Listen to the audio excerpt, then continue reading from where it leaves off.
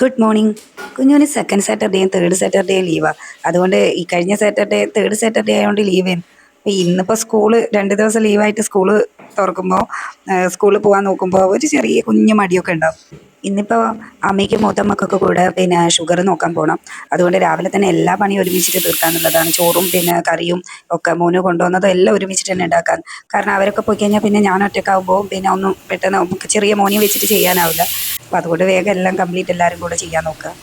കുഞ്ഞുവിന് പിന്നെ സ്കൂളിൽ കൊണ്ട് പിന്നെ ഗീ റൈസും പിന്നെ ചില്ലി ചിക്കനും മതി എന്ന് പറഞ്ഞു. അവന് കുറച്ചേ കഴിക്കൂ. അപ്പോൾ അവന് മാത്രം മതി. ഒറ്റൊരു ഗ്ലാസ് എടുത്തു കഴിഞ്ഞാൽ എന്നാലും ബാലൻസ് ആയിരിക്കും. ഒരു ചെറിയ ഗ്ലാസ് എടുത്തിട്ട് അതിൽ തന്നെ അവന് വേണ്ടി മാത്രമാണ് വെക്കുക. പിന്നെ ചോറ് കറി വെക്കുന്നുണ്ട്. പിന്നെ 3 ഉച്ചക്കത്തുള്ള കഞ്ഞി വെക്കുന്നുണ്ട്. പിന്നെ ഇന്ന് രാവിലെ പുട്ടും പിന്നെ കടലക്കറിയായിരുന്നു.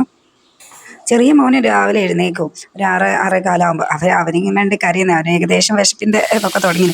അപ്പോൾ മോനെ വേഗം പറഞ്ഞു വിടട്ടെ എന്ന് വിചാരിച്ചിട്ടാണ് വേഗം നോക്കുന്നത്. അവനെ പിന്നെ പറഞ്ഞു വിട്ടാൽ പിന്നെ തിരക്കൊക്കെ കഴിഞ്ഞല്ലോ, പിന്നെ മോൻ്റെ കാര്യം വേഗം നോക്കാമല്ലോ എന്ന് വിചാരിച്ച്. ഇപ്പം ഏകദേശം എല്ലാം ആവാനായി. ഇപ്പം ഗീ റൈസായി, ചിക്കൻ കറിയായി, പുട്ടായി, കടലക്കറിയായി. അങ്ങനെ മോൻ്റെതൊക്കെ ഇപ്പം ഇനിയൊക്കെ പാക്ക് ചെയ്യാൻ നോക്കുക. പിന്നെ മോന് വേഗം ചായ കൊടുത്ത് മോൻ ചായ കുടിച്ച്. അപ്പം അതിൻ്റെ ഇടയിൽ മോനുണ്ട് ഇങ്ങനെ വിശന്നിട്ട് കരയുന്ന പോലെ പേട്ടൻ്റെ തോളിൽ കിടക്കുക. പിന്നെ അവൻ ടൈ കെട്ടി കൊടുക്കാൻ പറഞ്ഞിട്ട് മോന് ടൈ ഒക്കെ കെട്ടി കൊടുത്ത്. അപ്പം യൂണിഫോമൊക്കെ അവൻ ചെയ്യും, പിന്നെ ടൈ മാത്രം ഞാൻ കെട്ടി കൊടുക്കും.